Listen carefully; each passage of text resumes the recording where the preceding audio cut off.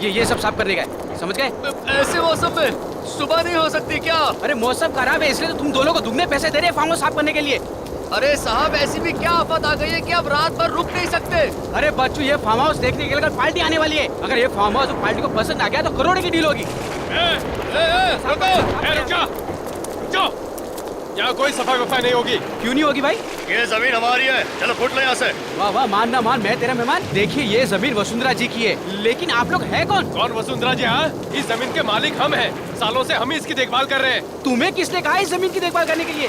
देखिए मैं कह रहा हूँ आप लोग यहाँ से चले जाइए, नहीं तो मैं अभी का अभी पुलिस को फोन करूंगा। पुलिस को तो जब बुलाया ना, जब जिंदा बचेगा यहीं मार के इसी जमीन में गाड़ दूंगा। किसी को पता नहीं चलेगा कहाँ गायब हो गया, समझा? सब तूफान बढ़ रहा है साहब, चलो भागो। कोई नहीं जाएगा। अरे भाई साफ करो, मैं कह रहा हूँ ना साफ करो। तुम लोग के समझ में नहीं आ रहा है क्या? ये लोग ऐसे नहीं मानने वाले लगता है। पीछे हटो, हटो। ये नारियल का झाड़ कितने सालों तक खड़ा रहता है, ये गिरा कैसे? अरे ये क्या है? ये कैसे हो गया? ये इंसान का कंकाल है। सब तूफान तो थम गया। ये तूफान तो थम गया, लेकिन इस तूफान का क्या होगा?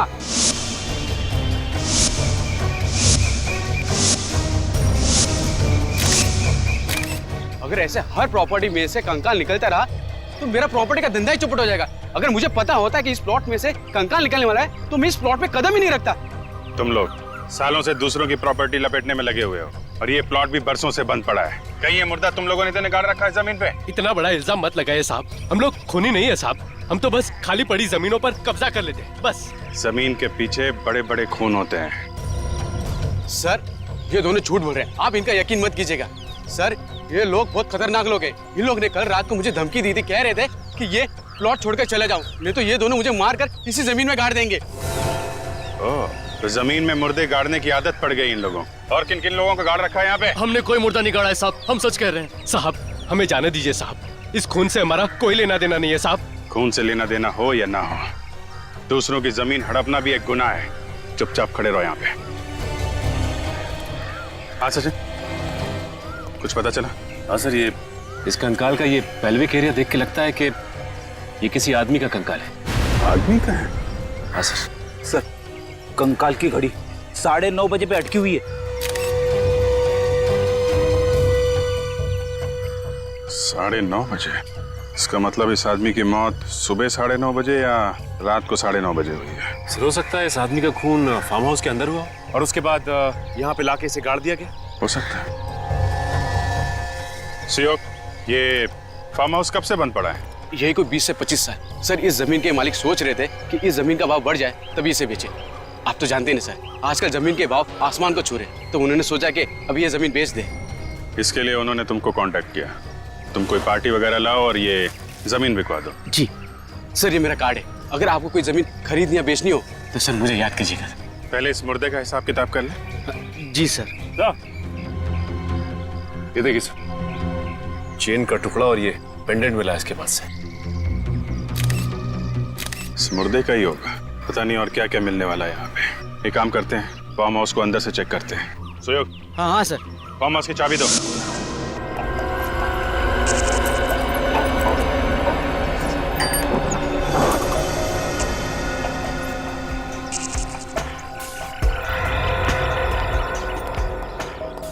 सर अगर ये खून बहुत साल पहले हो चुका है तो क्या अभी भी यहाँ कोई सुराग बचा हुआ होगा? अगर खून वाकई फार्म हाउस के अंदर हुआ है तो जरूर कुछ ना कुछ मिलेगा। कोई भी मर्डर परफेक्ट नहीं होता। अगर डिटेक्टिव की नजरें तेज हों तो सालों के बाद भी कोई ना कोई ऐसा सबूत मिल जाता है जिससे खूनी पकड़ा जाए।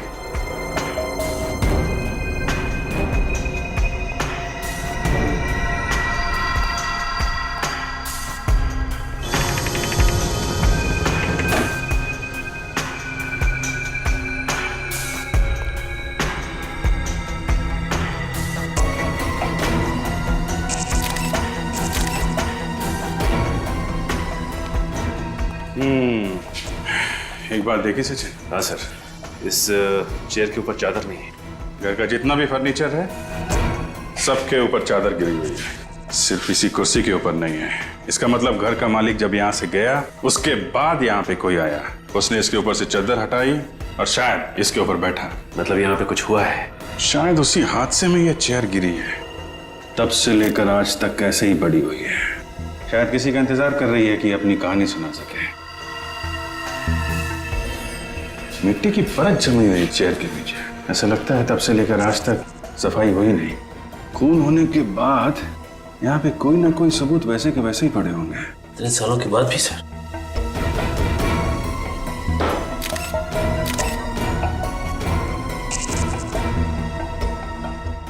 टूटी हुई चेन? चेन का टुकड़ा? कहीं उसी चेन का टुकड़ा तो नहीं जो चेन और पेंडेंट हमें कंकाल के हाथ में मिला था? ये उसी का बचा हुआ हिस्सा तो नहीं है? ये क्या है?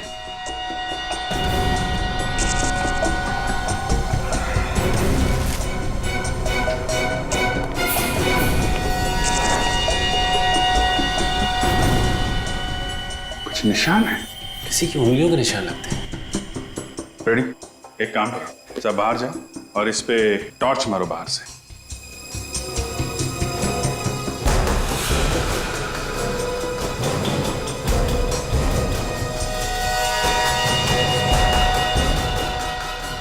उंगलियों के निशान है, मगर ये उंगलियों के निशान यहाँ पे आए कैसे? क्या हुआ क्या यहाँ पे?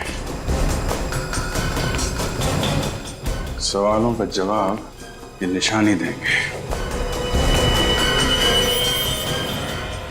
इनको अगर यहाँ उठाया तो शायद खराब हो सकते हैं। एक काम करो, ये पूरी की पूरी खिड़की उखाड़ लो और फॉरेंसिक लैब भेज दो। इस फार्म हाउस के मालिक को बुलाओ।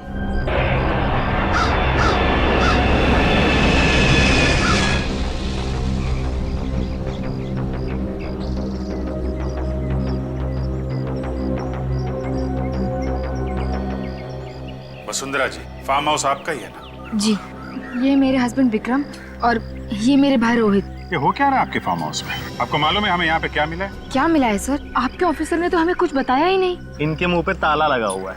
हाँ, इन्हें जरा चुप रहने की बीमारी है। पता ही नहीं चलता कि कब चुप रहेंगे और कब बोलने लगेंगे। वैसे अब तुम बोल सकते हो प्रभु। थैंक यू सर, मेरी तो सांस ही अटक गई थी। हम आपके फार्म हाउस की कुछ फोटोग्राफ दिखाना चाहते हैं जो अभी कुछ ही देर पहले हमने खींचे। ये देखिए।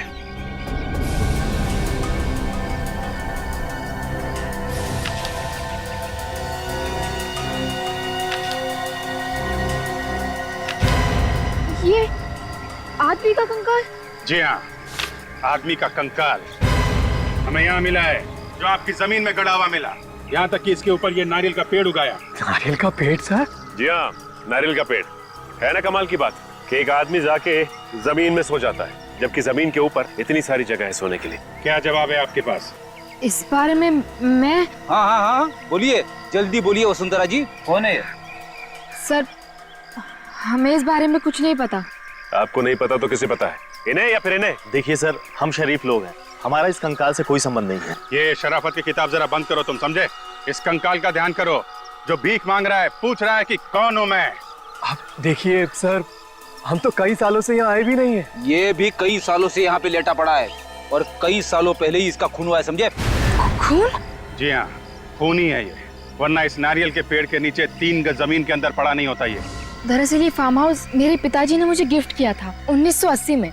उसके बाद हम कभी कभार यहाँ पिकनिक मनाने आया करते थे, लेकिन 1986 के बाद हम में से यहाँ कोई नहीं आया। मतलब 25 सालों से ये फार्म हाउस सुनसान पड़ा था। कोई वॉचमैन या केयरटेकर नहीं है क्या? जगत नाम का केयरटेकर था तो सही, लेकिन उसने भी अचानक नौकरी छोड़ दी और अब वो कहाँ है कुछ अता पता नहीं है। एक केयर टेकर अगर काम छोड़कर चला गया तो दूसरा नहीं ढूंढ सकते थे? इस जगत का कोई एड्रेस, कोई फोन नंबर है आपके पास? मेरे पास एक नंबर तो है, बहुत पुराना नंबर है वो, पता नहीं काम कर भी रहा है कि नहीं। इसकी चिंता आप मत कीजिए, हम पता लगा लेंगे।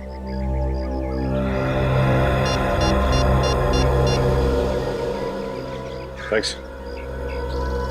वसुंधरा जी, अभी आप लोग जा सकते हैं, लेकिन जब तक ये केस सॉल्व नहीं हो जाता आप लोग शहर छोड़ के नहीं जाएंगे। जी हाँ। सर, डॉक्टर सालोंके ने ये चेन और पेंडेंट अच्छी तरह से साफ किए हैं। Very good. क्या लिखा है? इस पेंडेंट के पीछे तो डेट लिखी है। 5/11/1965। सर ये किसी की बर्थ डेट या फिर मैरिज की डेट हो सकती है। और ये आगे क्या है? ये तो किसी भाषा का कोई अक्षर लगता है। स्पेशल ऑर्डर से ही बनवाया होगा। 5/11/1965। पता करते हैं आज से 46 साल पहले किसने बनवाया ये पेंडेंट और कहाँ बनवाया था।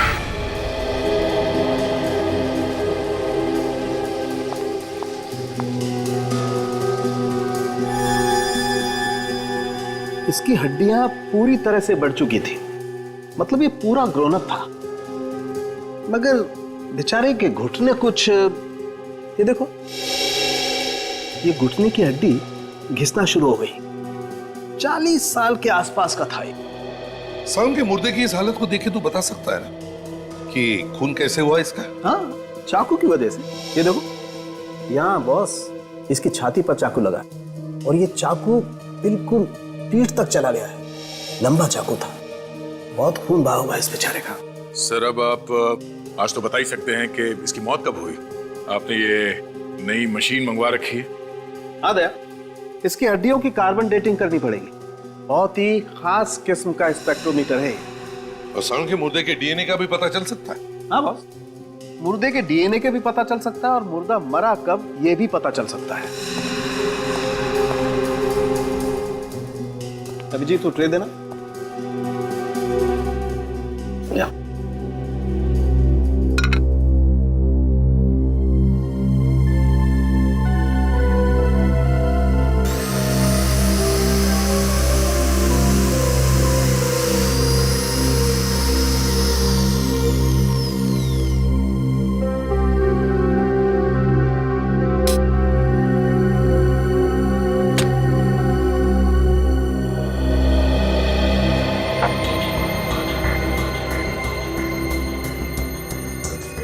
ये हड्डी के पाउडर से पता चल जाएगा डॉक्टर साहब कि इसका खून कब हुआ है? देखते जाओ तो।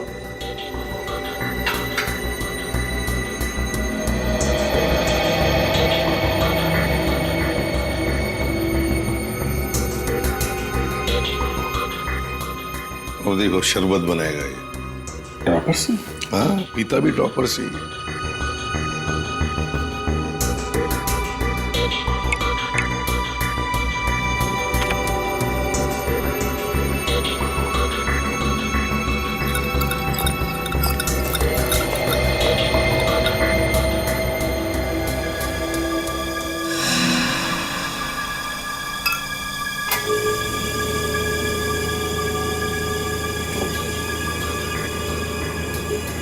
अब ये मशीन कैलकुलेट करके बता देगी कि इस आदमी के शरीर में कितना कार्बन है और उससे पता चल जाएगा कि इसकी मौत को कितना वक्त हो गया।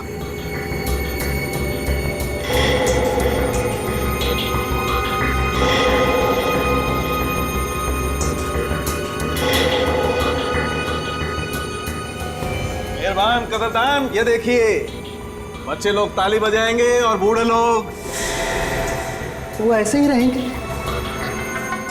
25 साल बॉस, इस आदमी को मरे हुए 25 साल हो गए। 25 साल मतलब 1986-87 की बात है। 25 साल पहले तो हम लोग सीआईडी में भी नहीं थे।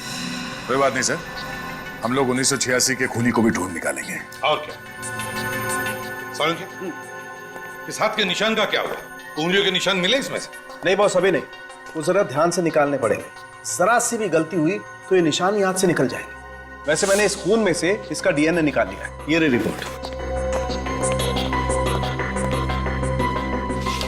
344 KGH99 591 MCP11। यार ये खूनी का डीएनए और मुर्दे का डीएनए अलग अलग है। हाँ बॉस, ये मुर्दा तो बेचारा खूनी नहीं है। ये जो कांच का खून लगा हुआ है ये तो किसी और का ही है। इस खूनी के हाथ खून से रंगे हुए थे जब वो वहां से भागा। साड़ू साहब प्लीज इस खूनी की उंगलियों का निशान किसी तरीके से निकाल के हमें दे दीजिए। अरे सर, बस यही एक सहारा है ना। अब आया ना ऊंट पहाड़ के नीचे, तारिका जी से पूछो ना। सर, मुर्दे का चेहरा बन गया। इतनी जल्दी चेहरा भी बन गया? अरे वाह।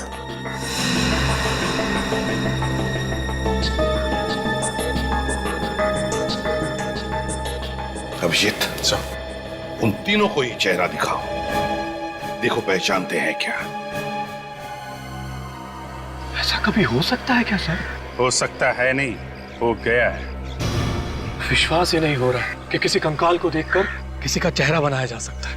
अंग्रेजी फिल्मों में होते हुए देखा था। इंडिया में भी ऐसे चमत्कार होते हैं रोहित जी। मुजरिमों को पकड़ने का साइंस काफी आगे बढ़ चुका है। खून करके कोई आसानी से छूटने वाला नहीं है, समझे? ये फोटो देखिए ध्यान से। पहले कभी देखा है क्या इसे?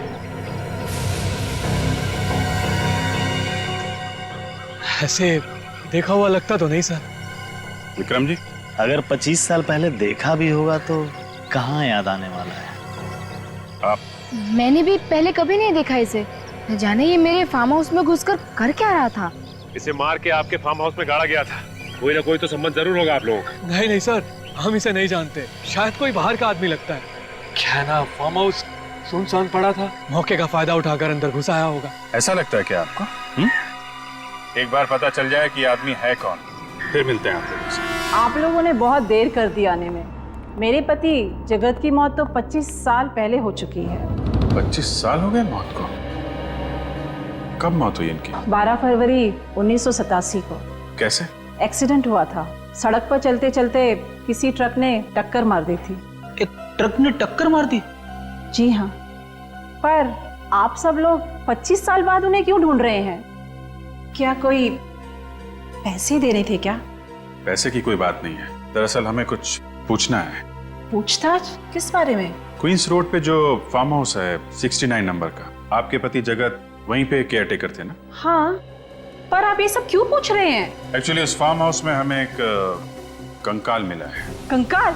जी हाँ, एक आदमी का कंकाल।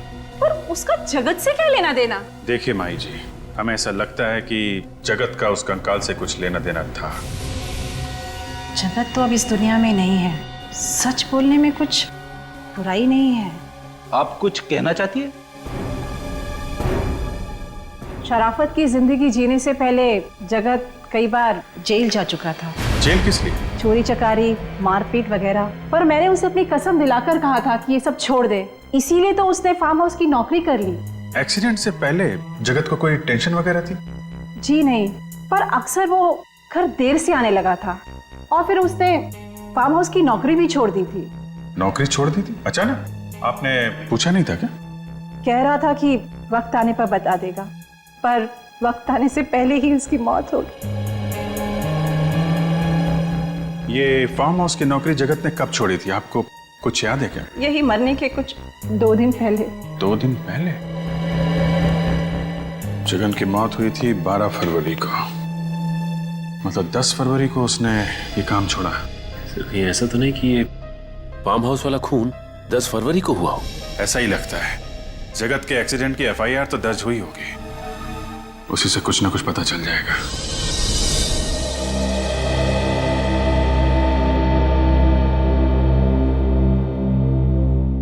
मुझे बहुत गुस्सा आ रहा है सर। गुस्सा क्यों आ रहा तुम्हें? ये जगत ही था जो हमें खूनी तक पहुंचा सकता था, मगर ये खुद ऊपर वाले के पास पहुंच गया है। अब हमें खूनी तक कौन लेके जाएगा सर? बड़ा टेंशन है सर। ये बात तो है फ्रेडी। दे जगत की मौत 12 फरवरी 1987 को हुई, खून होने के 2 दिन बाद में। इससे एक बात तो साफ है सर कि वो कंकाल जगत का नहीं था। दया अगर मान लिया कि वो कंकाल जगत का नहीं है, फिर भी उस कांच के ऊपर जो उंगलियों के निशान मिले हैं, मुझे तो लगता है वो जगत के ही होंगे। मगर सर, जगत की लाश का अंतिम संस्कार तो 24 साल पहले हुआ था, तो फिर ये कहीं जगत की पत्नी ने हमें बताया था ना सर कि जगत एक मुजरिम था, तो पुलिस रिकॉर्ड्स में उसके उंगलियों के निशान होंगे।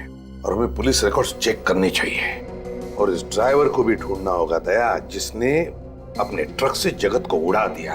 दया, ये जगत का एक्सीडेंट नहीं है, जगत का खून किया गया है। हाँ सर, खूनी को डर लगा होगा कि ये जगत कहीं उसकी पोल न खोल दे, इसीलिए मरवा दिया उसे।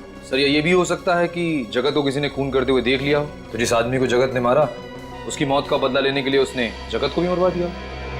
सर मिल गया। क्या मिल गया? सर, इस पेंडेंट का डिजाइन मैंने इंडिया की सभी पुरानी ज्वेलरी शॉप में भेजा था। फिर? सर ये pendant Justina jewellery shop Chennai में बना है oh, Justina jewellery shop, Chennai. Ready, बाहर जाओ। सर वो ये रही सर 1987 की फरवरी की फाइल। जगत कुमार के रोड एक्सीडेंट की रिपोर्ट इसी में है। वो तो अच्छा हुआ कि आपने ये फाइल जल्दी मांग ली। अगर ये फाइल आप 6 महीने बाद मांगते तो इसका कोई भी पन्ना पढ़ने लायक नहीं रह जाता। इतने सारे फाइल्स में जो रिकॉर्ड्स है उन्हें कंप्यूटर में डलवा दीजिए ना। समय के साथ आगे बढ़ने में ही समझदारी है। ये देखो दया, जगत के एक्सीडेंट की रिपोर्ट। जगत का एक्सीडेंट पेरल रोड पे हुआ। कोई केतन नाम के ट्रक ड्राइवर ने कुचल दिया इसे। एक मिनट सर, पेरल रोड पे ट्रक का एक्सीडेंट? हाँ सर, पेरल रोड पे ट्रक वगैरह और हैवी व्हीकल्स के आने जाने की मनाही है सर। तो ये ट्रक का एक्सीडेंट कैसे हुआ वहाँ? सर शायद 1987 में वहाँ पे ट्रक्स चलते रहे होंगे।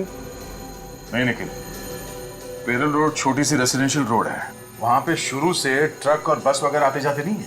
तो इसका मतलब है दया, हमारा शक सही है।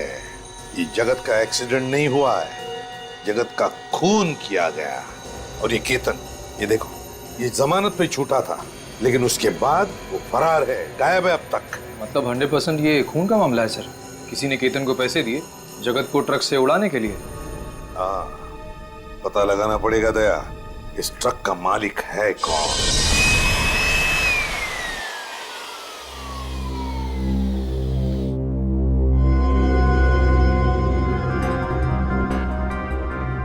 जैसे जैसे धूल का एक एक कण खून के ऊपर से हटता जा रहा है, वैसे वैसे खूनी का चेहरा सामने आता जा रहा है। चेहरा?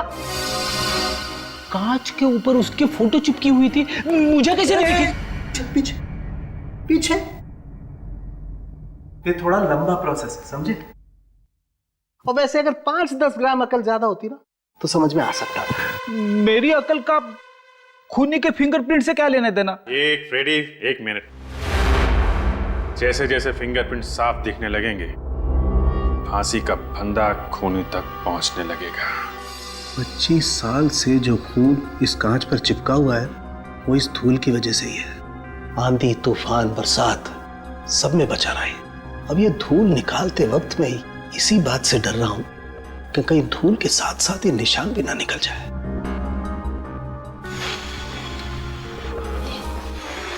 हाँ, शाहरुख साहब, इतने प्यार से तो आपने अपनी गर्लफ्रेंड के कान में भी नहीं फूंक मारी होगी।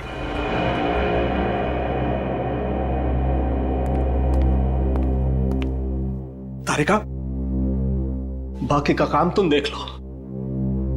भैंस के आगे बीन बजाने का कोई फायदा नहीं है। भैंस? भैंस? भैंस? तुम्हें तो नहीं बोला? हाँ? डॉक्टर साहब, आपने मुझसे कहा? देखो, तुम लोग सीआईडी ऑफिसर हो, सिर्फ सीआईडी ऑफिसर, भगवान नहीं हो तुम लोग। और अगर ये निशान किसके नहीं पता चलेगा तो खून ही मिलेगा तुम्हें। नहीं मिलेगा शाहरुख साहब, नहीं मिलेगा। हमने कब कहा? हम तो इतनी इंपॉर्टेंट बात में गर्लफ्रेंड कहां से आ गई? आप जाने दीजिए ना डॉक्टर साहब, नादान है बेचारा अभिजीत। नादान? तारिका, तुम समझाओ ना इसे। अब मैं क्यों?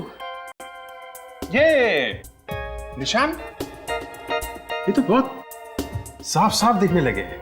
हाँ, बहुत साफ दिख रहे हैं। शाहरुख साहब, फोटो ले लेंगे? मैं यही करने वाला था, तुम्हें कैसे पता चला? डॉक्टर साहब, वो तारिका ने बहुत कुछ सिखा दिया इसे। ये लोग हर रोज गला साफ हो गया सब लोगों का। तो फिर कुछ काम की बात कर लें। बात क्या करनी सर, काम कर लेते हैं। मैं आपकी मदद करता हूँ। ये फोटो लेनी है, ये कैमरा जो है ये मैं लगा देता हूँ सर। ये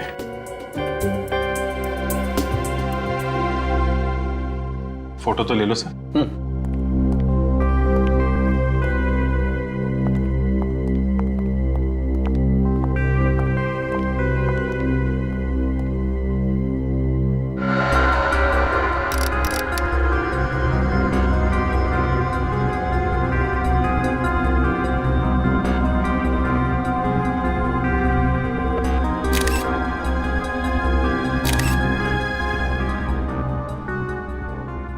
वाह सर, फिंगरप्रिंट्स एकदम क्लीन है। मतलब काम हो गया? देखते हैं।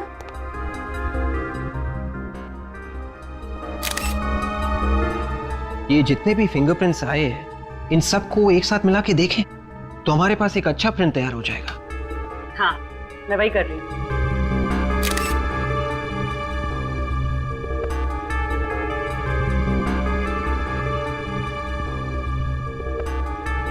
हो गया सर, फर्स्ट क्लास। अच्छा, वेरी गुड। अरे तो तारिका तुम खड़ी क्यों? अपने रिकॉर्ड में जितने भी अपराधियों के फिंगरप्रिंट्स उनसे मैच करके देखो ना जल्दी से। एक मिनट साळुंखे साहब, 1 मिनट। काम आराम से करना चाहिए। तारिका जी, आपको कुछ मिला? हाँ, मैच हो गया है। ये उंगलियों के निशान जगत के हैं। अरे हाँ बॉस, ये उंगलियों के निशान तो जगत के ही हैं। मतलब ये खून जगत ने किया? ये अच्छा हुआ, केस खत्म हो गया। जगत ने खून किया, जगत मर चुका है। हम घर चलते हैं। बाय बाय सालून के साहब। रेडी? जल्दी घर जाएगा तो भाभी मारेगी। सर, ये बीच में भाभी कहां से आ गई सर? क्योंकि केस अभी तक सॉल्व नहीं हुआ है। अभी तक पता नहीं चला है कि जगत ने किसका खून किया।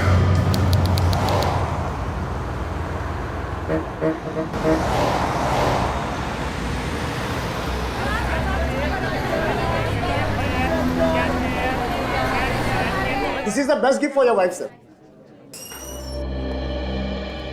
Mister Swami? Yes, sir. I'm Senior Inspector Abhijeet, CID Mumbai. Welcome to Chennai, sir. आपसे ही फोन पे बात हुई थी? जी सर। वो जरा कैटलॉग दे।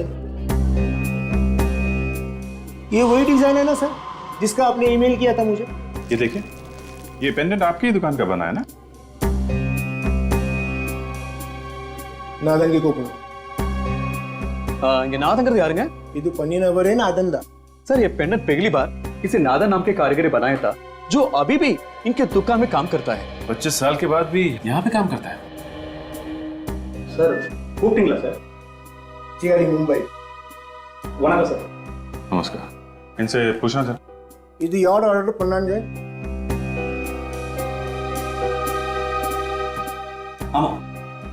सर, ये जो डिजाइन है ये एक्चुअली एक अल्फाबेट है सर। अल्फाबेट है? जैसे ही अंग्रेजी में ABCD है ना, वैसे एक तमिल में एक अक्षर है। तो ये कौन सा अक्षर है? सी का सर। ABCD वाला सी है ना, वो सी तमिल का सी है सर। अरे जरा इनको पूछो, याद आया क्या किसके लिए बनाया था? இதுக்கு யார் கா பண்ணிருக்காங்க ஞாபகம் இருக்கா சார்? இந்த பெண்டன்ட்டை ஒரு மேடம் தன்னோட ஹஸ்பண்டுக்காக பண்ணாங்க.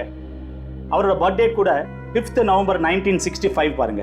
नादन कह रही एक औरत अपने पति के लिए ये पेंडेंट बनवाने आई थी। उनका पति का जन्मदिन 5 नवंबर 1965, जो ये पीछे लिखे गए सर। हाँ, वो तो हमें मालूम है। जरा इनसे पूछिए, वो लोग कहाँ रहते थे? அவங்க எங்க இருக்காங்க உங்களுக்கு தெரியுமா? எங்க வசிக்கிறாங்க? ஞாபகம் இல்ல सर, उनको मालूम नहीं सर। आपको मालूम है कहाँ रहते थे? नहीं सर। ठीक है, कम से कम 2 बातें तो पता चल गई। एक तो इस आदमी का नाम C अक्षर से शुरू होता है। अगर 1965 में पैदा हुआ था तो 87 में 22 साल का होगा और इस वक्त करीब 46 साल का होगा।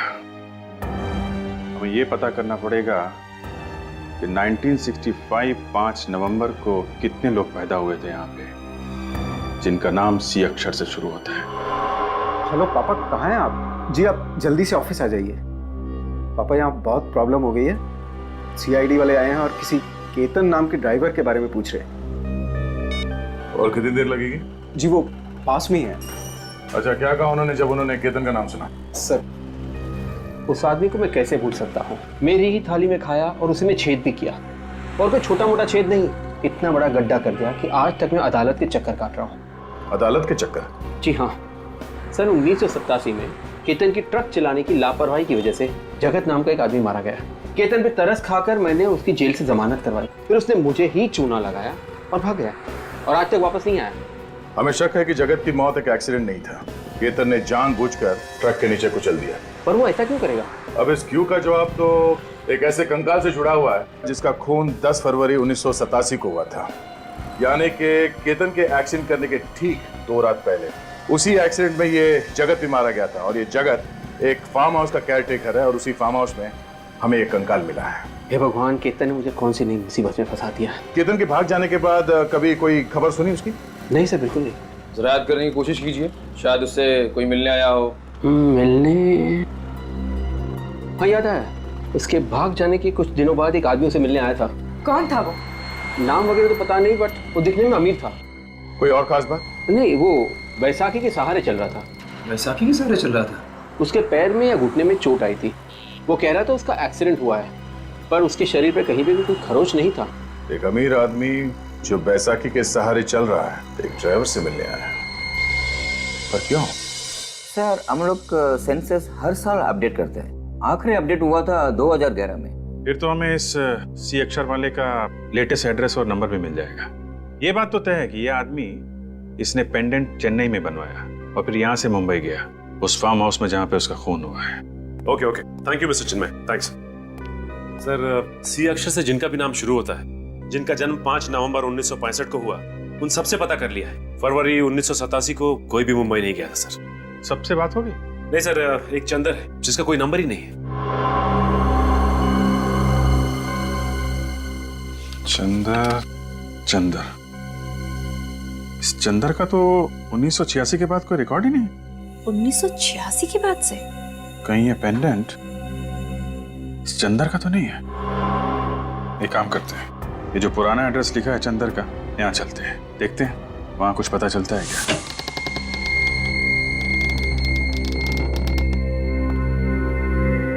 लगता है पूरा घर सालों से बंद पड़ा है, चारों तरफ जाले लगे हुए हैं। विश्वनाथ जी। हाँ सर। ये जो पड़ोसी खड़ा है ना, हाँ सर, उसको जरा लेके आइए। एक मिनट। वांगे भयपड़ा वांगे साहब, ये घर कितने सालों से बंद पड़ा है? इन्हें आप जरा इनसे पूछिए कि चंदर को जानते हैं क्या? इस घर में किसी को आते जाते देखा है क्या? चंदर मुझे தெரியுமா? அப்புறம் யாராவது இருந்தாங்களா? இல்ல, இதுக்கு முன்னாடி யாரும் இங்க வந்தது கிடையாது. ரொம்ப வருஷமா இந்த வீடு பூட்டி தான் இருக்கு. முன்னாடி ஒரு பொண்ணு இருந்தா, திடீர்னு அவளும் காணாம போயிட்டா.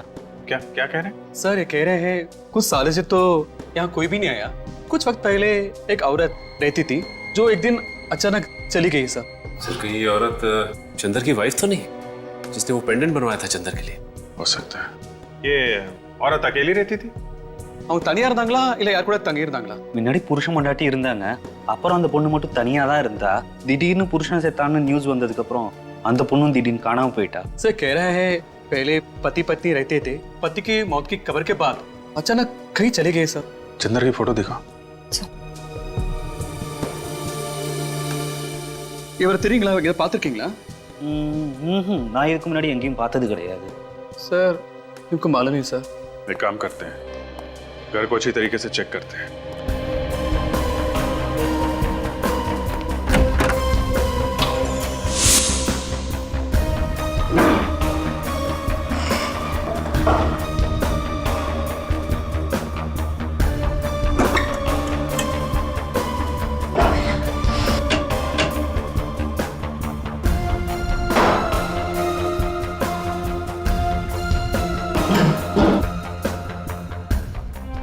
चाय के बगान के पेपर है, गुड टी गार्डन।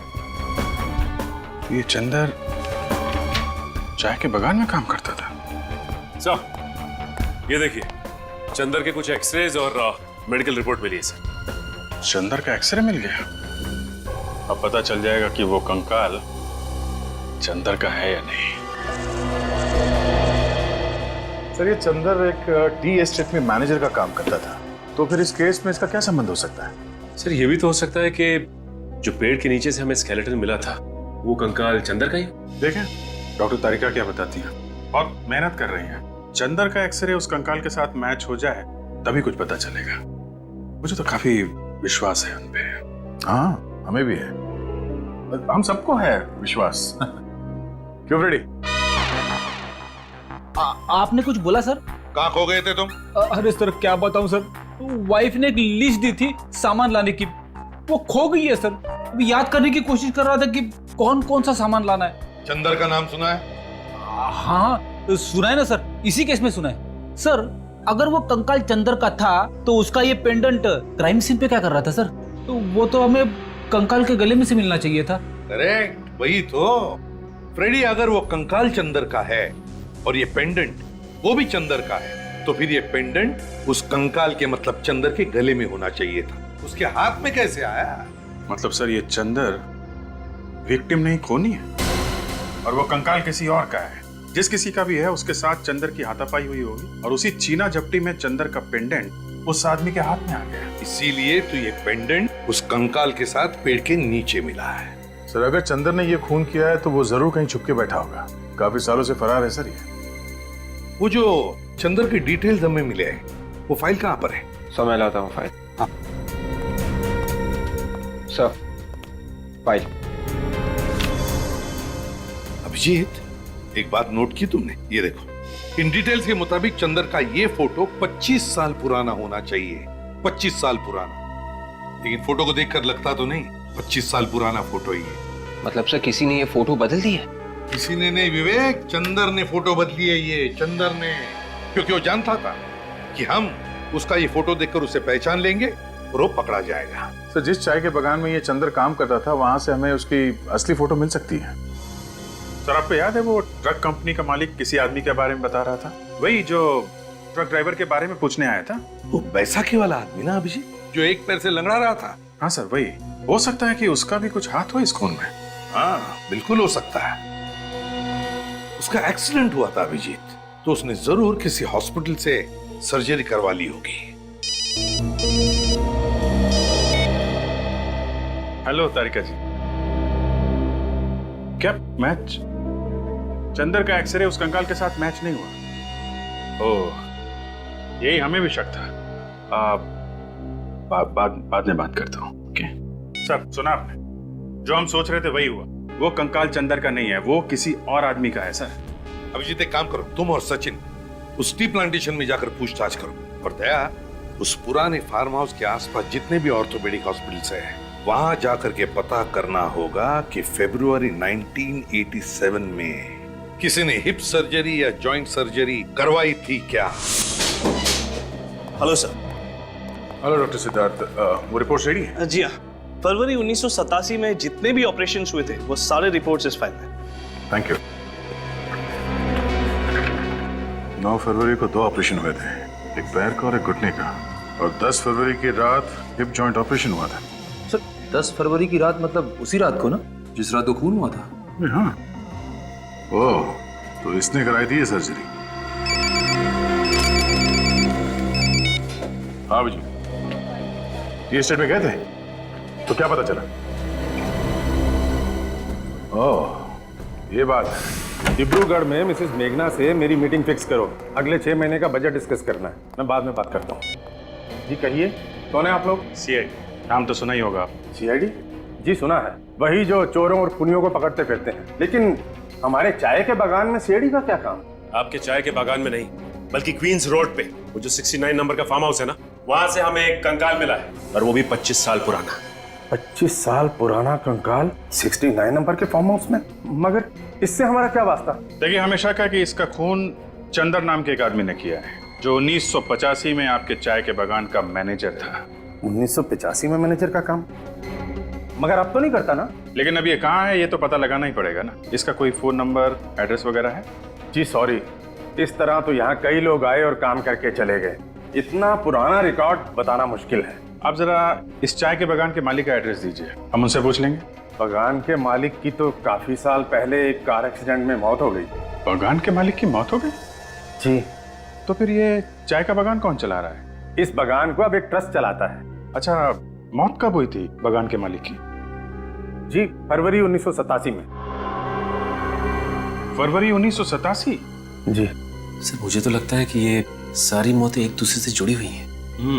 बागान के मालिक की कोई फोटो है आपके पास? जी देखता हूं मैं।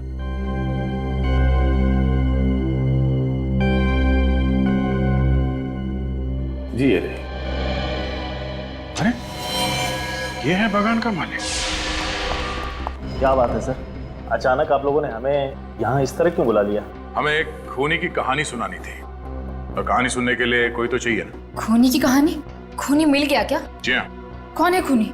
वो भी पता चल जाएगा। इतनी जल्दी भी क्या है? उससे पहले आप दोनों को हमारे साथ एक गेम खेलना पड़ेगा। गेम? कैसा गेम? विवेक, इन लोगों को गेम के रूल समझा दो जरा। Yes sir. देखिए गेम बहुत ही सिंपल है। X-ray x-ray. सबसे पहले आप डॉक्टर साहब इन दोनों के ही एक्सरे निकालेंगे। हम दोनों के एक्सरे? जी हाँ। क्यों भाई? हम लोग एक्सरे देखकर खूनी का नाम बता देंगे, फिर खूनी दया सर की दवाई पिएगा। हमें दवाई भी पीनी पड़ेगी?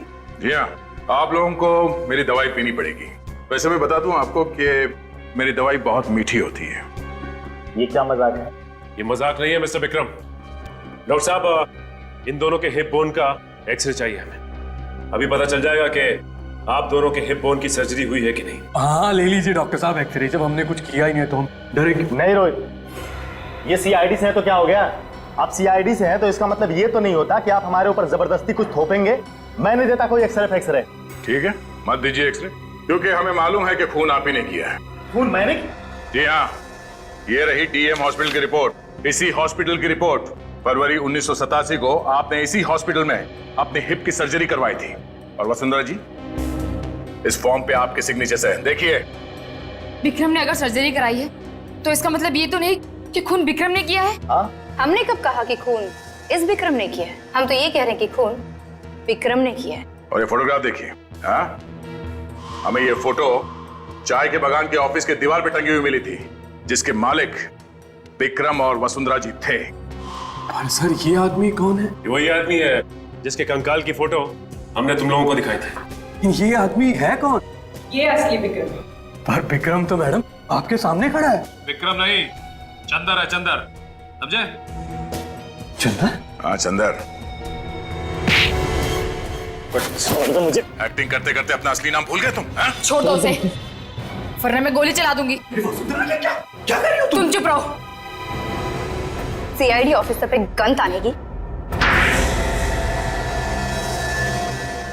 मैंने कभी सपने में भी नहीं सोचा था सर ये दोनों मुजरिम हैं। दरअसल मैंने कभी विक्रम को देखा ही नहीं था, इसीलिए इन लोगों ने मेरे साथ ये खेल खेला। बताओ, क्यों खेला तुम लोगों ने ये खेल? क्यों मारा विक्रम को? अगर हम विक्रम को नहीं मारते तो वो मुझे मार देता। विक्रम तुम्हें मारना क्यों चाहता था? पैसों के लिए। उस रात 10 फरवरी 1987 को वो मुझे फार्म हाउस में मारने के इरादे से ही लाया था। चंदर पहले से ही वहां मौजूद था। विक्रम ने अपने वफादार एम्प्लॉय चंदर के साथ मिलकर मुझे मारने का प्लान बनाया। विक्रम इस बात से अनजान था कि मैंने उसके प्लान की धज्जियां उड़ा दी थी, चंदर और जगत को अपनी तरफ करके। मैं विक्रम को ही ऊपर पहुंचाने वाली थी।